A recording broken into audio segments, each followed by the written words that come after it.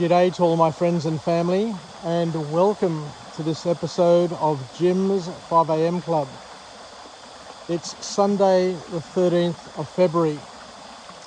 It's the day before Valentine's Day.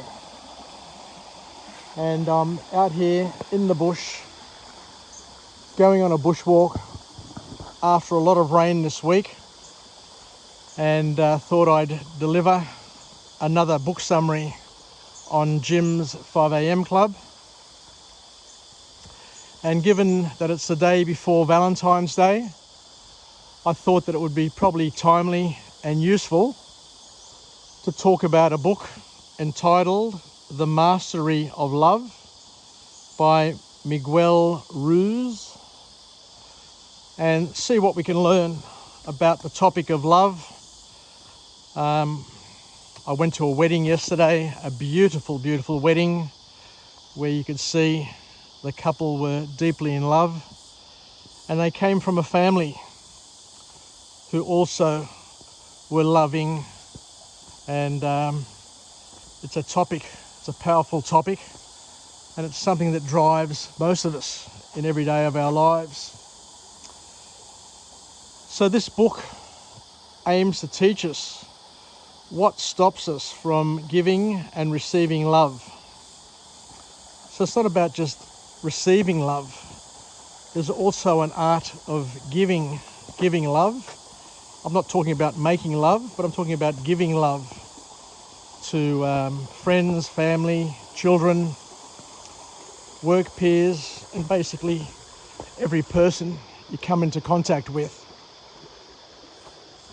So we are called to love, not only to love, but also to master love.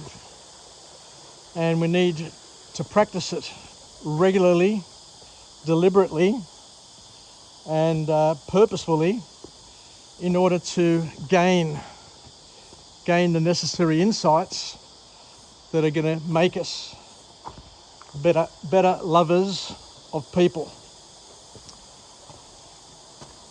So it's all about learning, it's about refining, it's about perfecting, and about honing our abilities to love.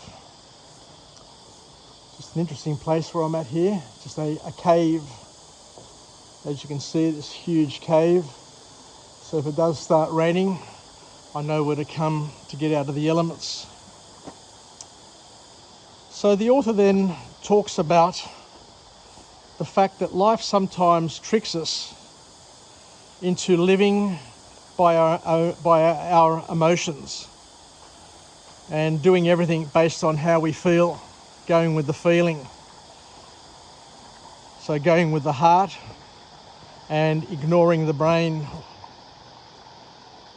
But the author here says that what we should be doing over and above that is learning how to live and express our true essence in terms of who we are. Which means that some of us, I'm not saying all of us, because we're all work in progress, we're learning, we're making mistakes. Some are learning from their mistakes, others are not learning from their mistakes. Some are repeating those mistakes and living in grief. But the author here says that we need to learn and relearn to be like children, how we were when we were childlike and children.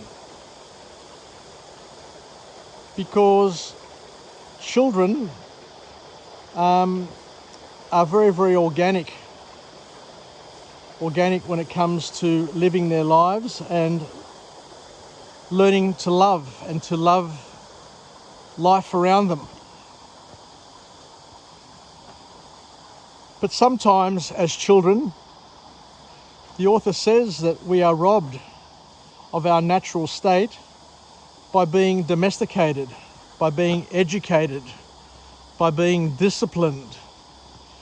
So there's a fine line, from what I can understand from this book, there's a fine line that you can't be too domesticated, and of course you can't be too free range.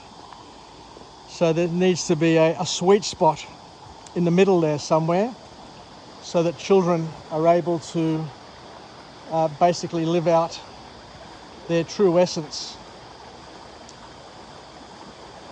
And the challenge, the issue that this author talks about is that, and the problem that it causes, is that as children, as we say, we are born naturally into the world, and we do live our true essence when we first come into the world by just being who we are. But with time, the author here reminds us that we become domesticated, we get trained, and then it comes to the point where everything we do is about seeking outward approval and validation. Validation from our parents, our siblings, our families, our schoolmates, our carers. So we become people pleasers, as we said. And what the author is reminding us, and I guess warning us as parents and grandparents and people within society, to make sure that we are aware that what we do with our children can be both productive and unproductive in the long term. Because seeking approval and validation externally all the time can be robbing the person, because it's a parasite that, if left unchecked, the author says it takes over our vitality and joy. And it's like an emo poisoning. It's an emotional poisoning when we want to spend too much investment of our time seeking others' approval, and just our joy and happiness is regulated by the thermostat of third-party approval and validation.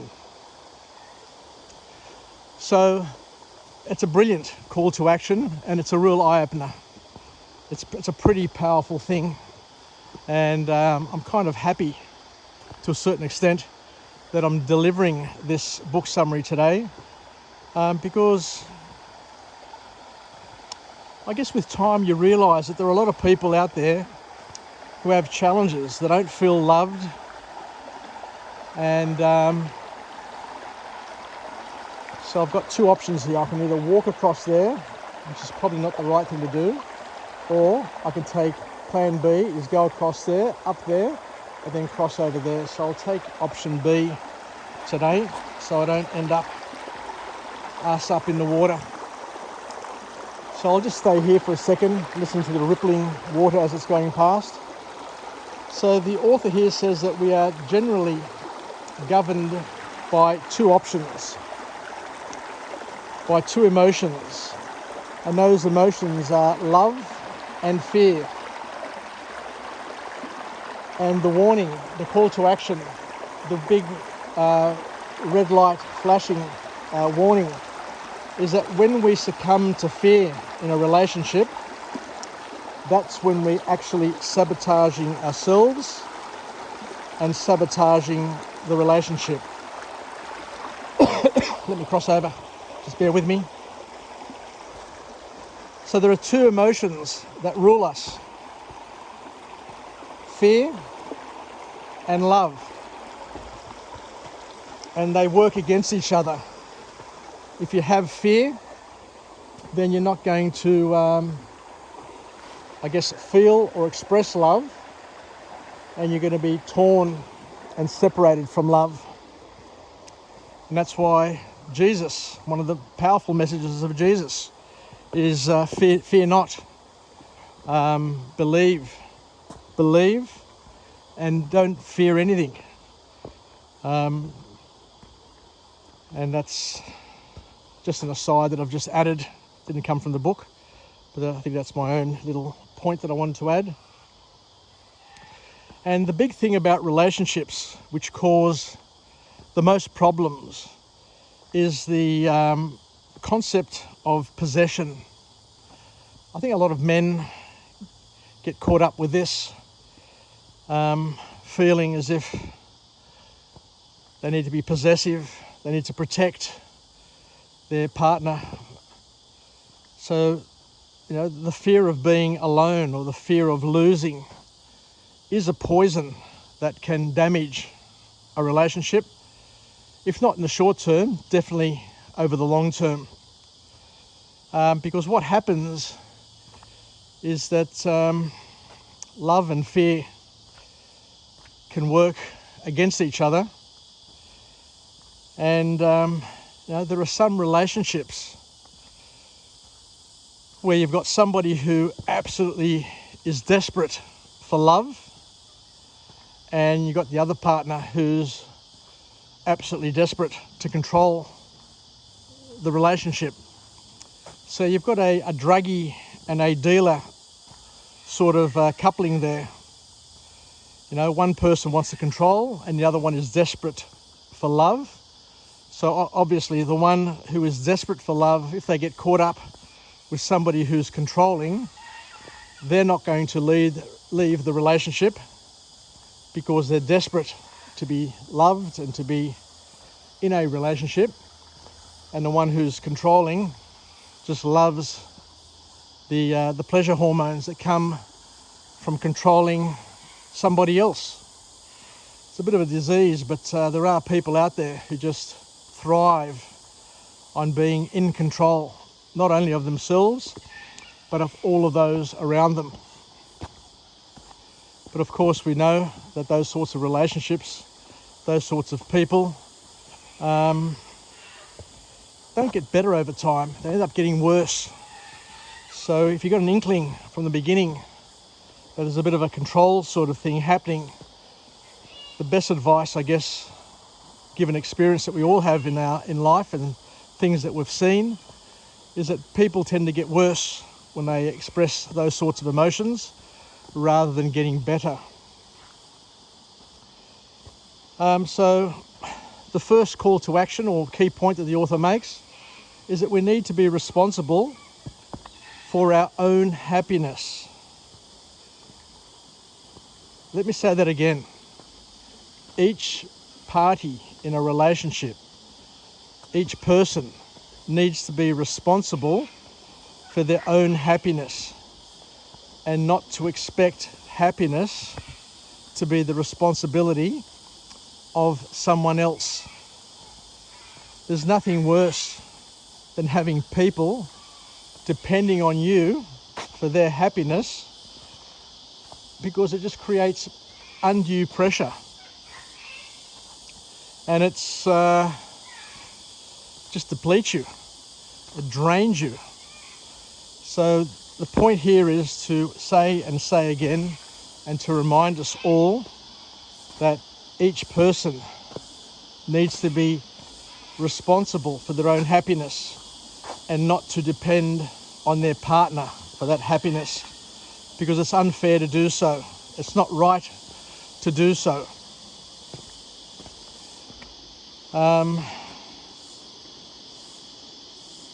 So we need responsibility for our own happiness and not to delegate control to others.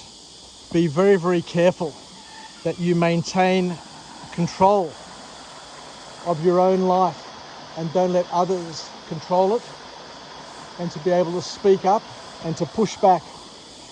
Because once you become a pushover, once you become a doormat, then the lion, the tiger in the other person comes out. The pussycat becomes a lion, and then your life, if not managed properly, if you don't take action, could become an absolute misery. So another point that the author makes is that we shouldn't be trying to live an ideal. We shouldn't need to try and live in perfection. Because if you're trying to live an ideal sort of relationship, an ideal life, a perfect life, making sure that what you do and say pleases the other person all the time, you please your parents, you please your workmates, your boss, your partner, your children. if you become if you go down the path of trying to be popular and you're trying to win the popularity contest, the author here is saying is that you're wiring yourself up for massive pain, for massive future pain. So what we should be doing, and I guess this is the Christian message as well, is that we shouldn't be rejecting ourselves or others because of our warped worldview.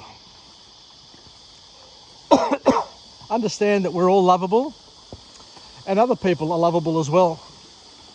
And not to get caught up, not to be too insular and to overthink your own situation, but to, I guess, be loose, be chilled, don't reject yourself. And the author here then goes on to say that it's also important that you don't, or you be careful not to yoke yourself to those who suffer the same issues, else we match our self-abuse. Sometimes when people, I guess, have issues, they start hanging out with other people with the same issues. And the author is saying that what you're doing is you're yoking yourself to somebody who is just going to promote the issues. You're just going to continue to go through. And instead of resolving your issue and getting over it, you're going to make it bigger and worse, and you're going to become more bitter. So it's important to not hang out. Oh, sorry, love. It's important to not hang out with people who have similar sort of issues, else you make your situation worse. The author then goes on to say something which is interesting, where she says about self-abuse. Self-abuse is okay to the extent that it is appropriate, or reprimanding others. Sometimes we need to reprimand ourselves. Sometimes we need to reprimand people that we work with, our children, and it's all done through caring and love. So what the author here is saying is that it needs to pass the appropriateness sniff test. It's got to be appropriate. If it's not appropriate, then it's not appropriate. It's as simple as that. So ask yourself, is my self-abuse, or is the way I'm carrying on appropriate? So the next point to come out of this book, let's get through here. The next point that comes from this book is to fall in love with yourself first. And we all need to respect each other's dreams. We need to choose to live in love and not to live in fear. Be responsible for your half. Be responsible for your half of the relationship and not expect the other person to be responsible for their half and your half as well. Unless, of course, they're a dependent and they can't look after themselves or their half. Of course, we complement and supplement each other, but from the starting point, I guess the right mindset from what this author is informing us is to try and be responsible for your half and to learn how to love unconditionally. One of the great things about becoming a parent, one of the great things about getting married, finding your life partner, is that you get to understand a little bit better what God's love is, his unconditional love. Because our partners are going to let us down. Our children are going to let us down. Now, we're going to let them down on many occasions. But what the author here is saying is that that's part of our human frailty. We're always going to be like that. But the important thing is to be able to forgive and to seek forgiveness, and not to be caught up with thinking that you're perfect and everybody around you has issues and problems. So the best way to understand what unconditional love is, according to the author, is most of us experience it with our pets. A dog's love. You know, a dog loves us because it lets us just be us. Doesn't expect much from us. They come up to us, they wag their tails, they're just happy to be with us. No? It's not because we feed them, it's not because we pat them, it's not because we play with them, we wash them, we groom them or anything like that. They just love us for who we are. And this is God's love. And as we're saying, by being a parent, by being married, it's brilliant because it teaches us. It's salvific in nature because it allows us to learn the hard way, to try and express God's love to our children, to each other, when it's very, very easy to be conditional with your love. And as we know, if you're conditional with your love, sooner or later you'll end up on your own. Your partner will find somebody else. Your children will desert you, and you'll be left on your own to live a life of exile and isolation. So it's important to also understand that a relationship depends on compatible views and compatible values. As my father used to say to me as a young man, you know, it's not about just being compatible in the bedroom. You've got to be compatible in a lot more areas of your life in order for your marriage, in order for your relationship to take wing and to grow, develop and expand and become magical. So it's a tough one, you know, because not everybody has grown up in the same country, in the same environment, in the same social economic surroundings.